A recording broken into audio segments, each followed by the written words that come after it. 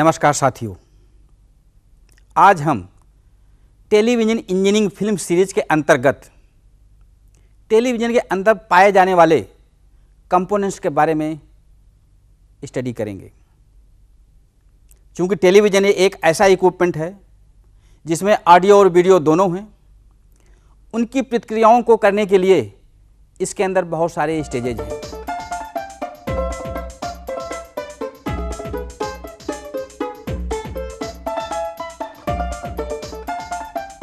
हमने आपको दिखाने के लिए यहाँ पर एक टेलीविज़न का प्रबंध किया है। इस टेलीविज़न के अंदर जो भी स्टेजेज आएंगी उनको हम एक एक करके आपके सामने रखेंगे। सबसे पहले जहाँ पर सिग्नल आता है वो होती है ट्यूनर स्टेज। इस टेलीविज़न के अंदर जो ट्यूनर स्टेज है वो ये है। सबसे पहले सिग्नल इस टेलीविज़न स्टेज पर आता है। इस टेलीविज़न के बाद जो दूसरी स्टेज आती है वो है video if amplifier. Video if amplifier के बाद हमारा आवाज़ सेक्शन आता है। उस आवाज़ सेक्शन का मॉड्यूल यहाँ पर है। इस टेलीविज़न के अंदर और जो दूसरी स्टेजेज हैं उनमें से एक है सिंक सेपरेटर, ल्यूमिनेंस मीन्स काला और सफ़ेद पिक्चर, और colour stage means chrominance stage जिसमें रंगीन हिस्सा आता है। इसके साथ साथ स्कैनिंग करने के लिए इसमें एक वर्टिकल स्टेज होती है। इस वर्टिकल स्टेज के अंतर्गत इसका निकला हुआ सिग्नल डिफ्लेक्शन योक में जाता है।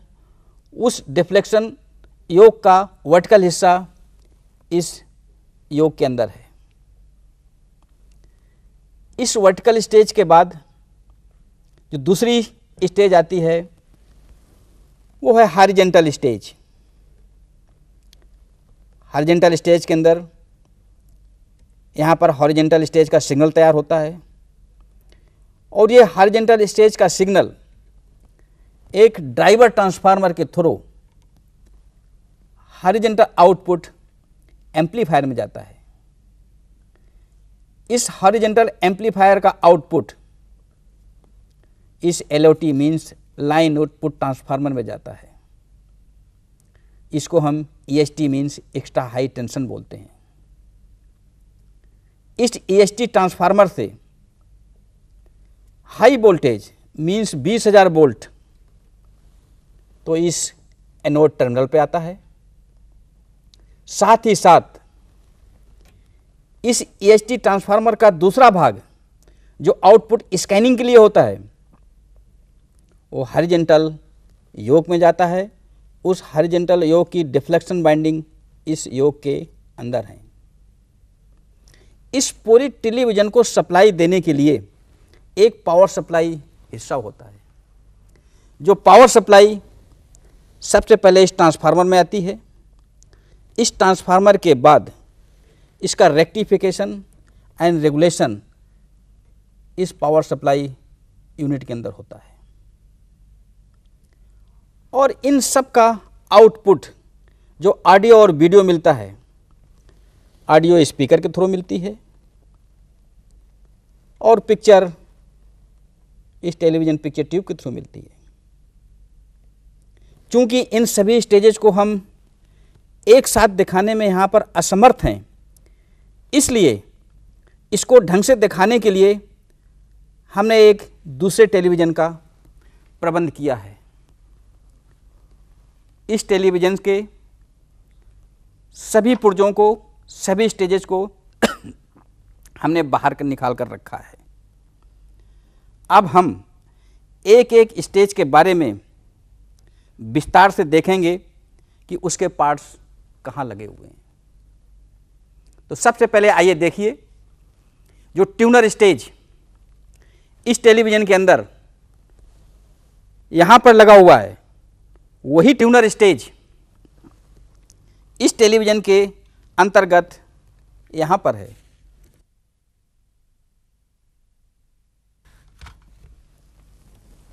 ये हमारा टेलीविज़न स्टेज है।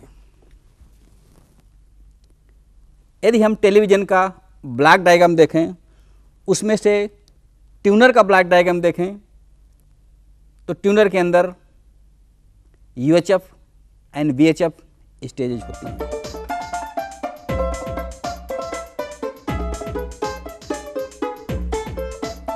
चूंकि VHF के अंदर 12 ही चैनल आ सकती हैं और हमारी आवश्यकता बहुत सारे चैनल्स को देखने के लिए है, तो इसमें UHF स्टेज भी लगा दी जाती है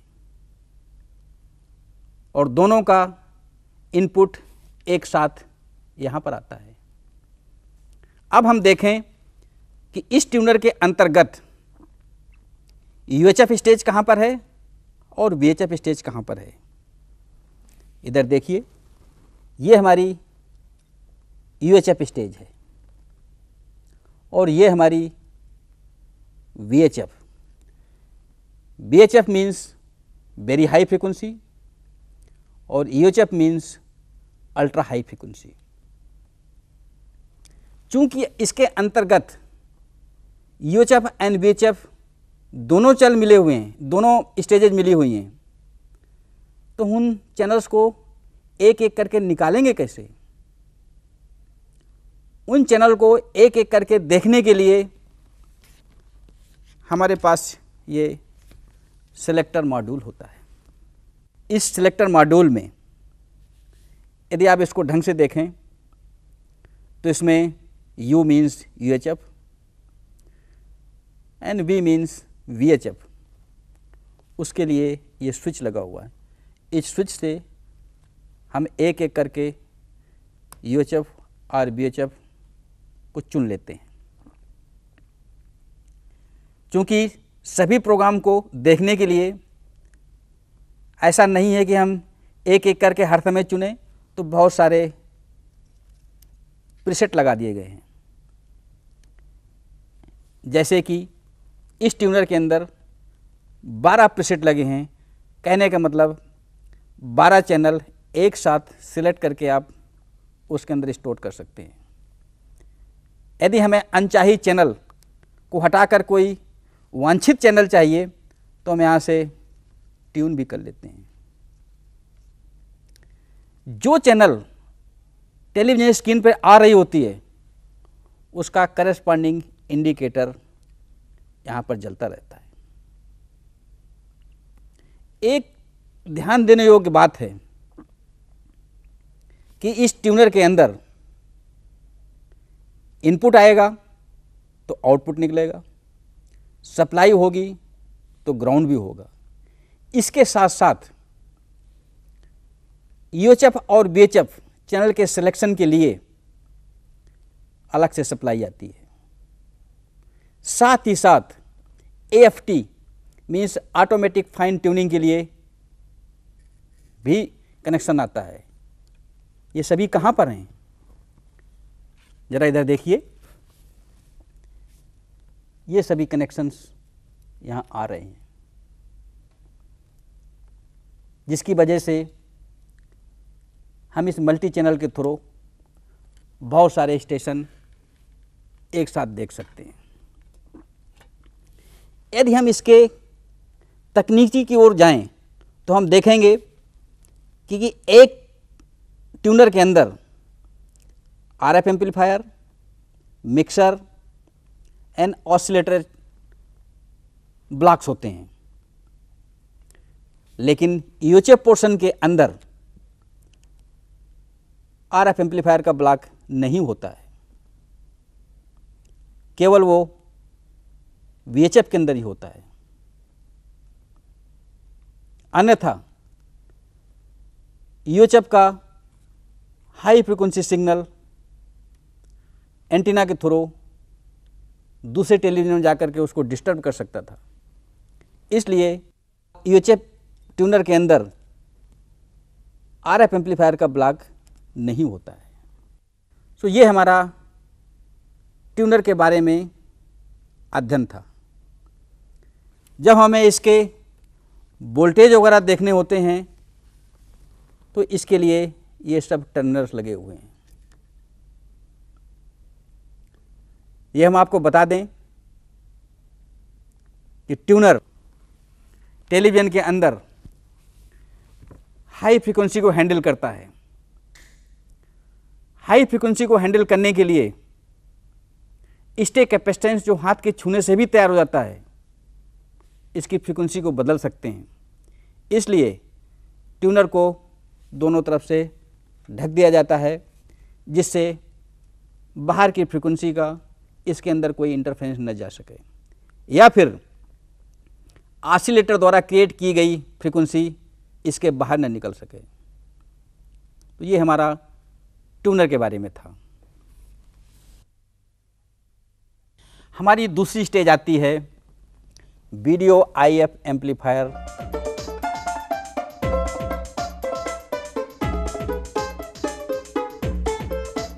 IF means intermediate frequency.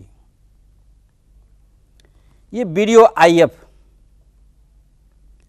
Sound और पिक्चर दोनों को एक साथ प्रोसेस करती है। क्योंकि यहाँ पर हम आपको ढंग से नहीं दिखा सकते हैं, इसको दिखाने के लिए हम इस मॉड्यूल में दिखाएंगे।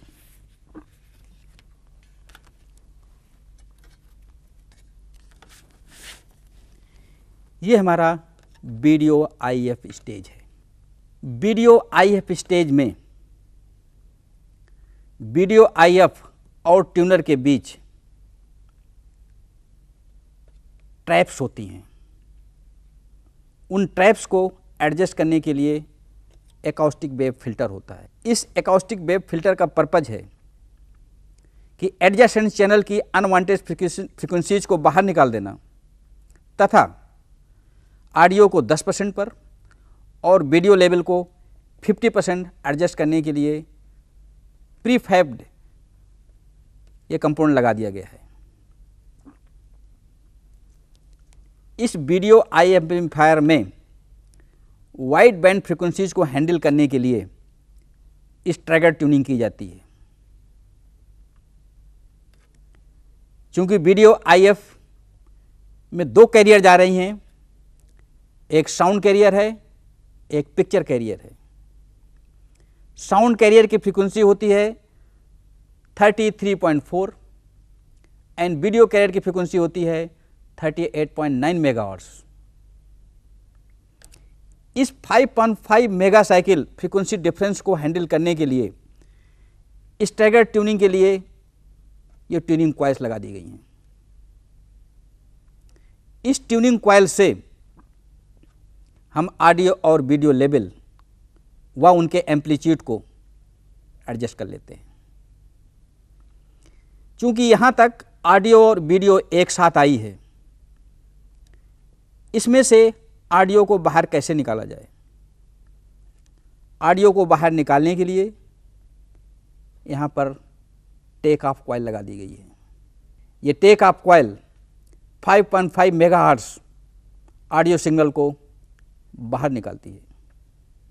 ये ऑडियो सिग्नल मॉड्यूलेटेड है, इसलिए ऑडियो डिटेक्टर में जाएगा। अब जरा हम इस टेलीविज़न में फिर से निगाह डालें।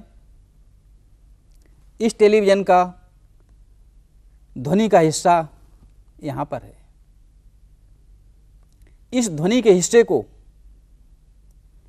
विस्तार में दिखाने के लिए हम फिर से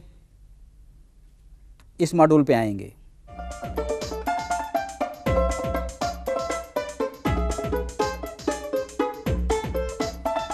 इस मॉड्यूल के अंदर ये हमारा ध्वनि वाला हिस्सा है। टेलीविज़न के अंतर्गत जो उसकी ध्वनि होती है वो FM मीन्स फ्रीक्वेंसी मॉड्यूलेटेड होती है। उस फ्रीक्वेंसी मॉड्यूलेटेड सिग्नल को ऑडियो में कन्वर्ट करने के लिए FM डिटेक्शन होता है। चूंकि टेक ऑफ कॉइल से सिग्नल लेवल इतना ज़्यादा नहीं होता है कि एफएम डिटेक्शन किया जा सके, तो इसके अंदर साउंड आईएफ स्टेजेज भी होती हैं, जिससे सिग्नल लेवल बढ़ जाता है और एफएम डिटेक्टर तथा रेशियो डिटेक्टर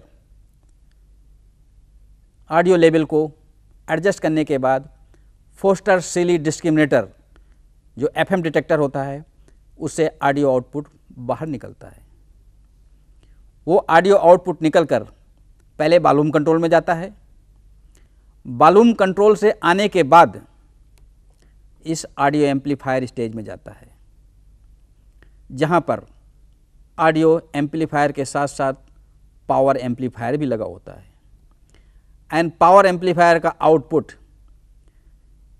इन इलेक्ट्रोटिक कैपेसिटर के बाद स्पीकर में चला जाता है, जहाँ से हमारी ध्वनि हमको सुनाई देती है। तो ये हमारे ऑडियो के बारे में था। अब हम ज़रा और आगे चलें। ऑडियो के बाद हमारा इस टेलीविज़न के अंदर सिंक सेपरेटर, साथ ही साथ ल्यूमिनेंस एंड कोमिनेंस सेक्शंस आते हैं, जिनको हम ब्लैक एंड वाइट पिक्चर और कलर पिक्चर बोलते हैं। इस टेलीविज़न के अंदर सिंक सेपरेटर, ल्यूमिनेंस एंड कोमिनेंस अलग अलग हैं। यदि इन स्टेजेस को इस टेलीविज़न के मॉड्यूल में देखें तो ये सभी स्टेजेज एक सिंगल आईसी के अंदर हैं।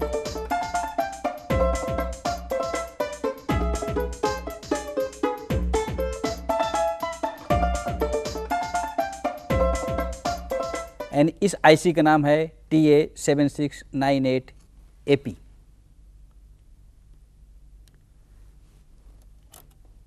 चूंकि कलर को बाहर निकालने के लिए सब कैरियर ऑसिलेटर की ज़रूरत होती है, उसको बनाने के लिए इसमें एक क्रिस्टल लगाया गया है, जो क्रिस्टल यहाँ पर है। और इस क्रिस्टल की फ्रीक्वेंसी को एडजस्ट करने के लिए एक छोटा सा वेरिएबल कैपेसिटर लगा है, जो यहाँ पर है। साथ ही साथ इस क्रिस्टल की फ्रीक्वेंसी 4.43 मेगाहर्ट्ज़ रखने के लिए ट्यूनिंग कॉइल भी लगाई गई हैं।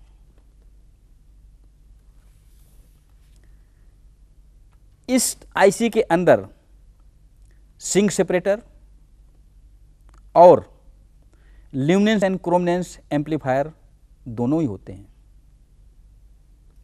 इन ल्यूमिनेंस एंड क्रोमिनेंस एम्पलीफायर का आउटपुट पिक्चर ट्यूब के बेस में आरजीबी सिग्नल के रूप में जाता है, जो हमें पिक्चर ट्यूब के अंदर कलर पिक्चर देती है। ये था इस luminance, chrominance and sync separator stage के बारे में। यदि हम और आगे बढ़ें तो इस टेलीविज़न के अंदर अगली स्टेज आती है वर्टिकल स्टेज। यहाँ आपको साफ दिखाई दे रही है, तो हम इसके बारे में विस्तार में यहाँ बात करेंगे। एक वर्टिकल स्टेज के अंदर सबसे पहले उसका वर्टिकल ऑसिलेटर होता है, फिर उसका शॉटूथ जनरेटर होता है, फिर उसका ड्राइवर स्टेज होता है और इसके बाद आउटपुट होता है। ये सभी हैं कहाँ पर? इस सिंक सेपरेटर के अंदर वर्टिकल ऑसिलेटर भी है और इस वर्टिकल ऑसिलेटर का आउटपुट बाहर निकल करके इस वर्टिकल स्टेज में आता है। वर्टिकल स्टेज के अंदर चूंकि हाइट और उसकी लीनियरिटी एडजस्ट करनी होती है, इसका मतलब उसके एडजस्टमेंट करने के लिए कहीं ना कहीं इंतज़ाम होगा। वो इंतज़ाम एडजस्ट करने के लिए यहाँ पर लगा दिए गए हैं। इनमें से एक ये फ्रीक्वेंसी एडजस्ट करने के लिए है, ये हाइट एडजस्टमेंट करने के लिए है और ये लीनियरिटी एडजस्टमेंट करने के लिए है। वर्टिकल स्टेज का आउटपुट इन दो पावर एम्पलीफायर के थ्रू इस बड़े कैपेसिटर में जाता है और ये कैपेसिटर का आउटपुट वर्टिकल डिफ्लेक्शन योक में जाता है जो इस योक असेंबली के अंदर है।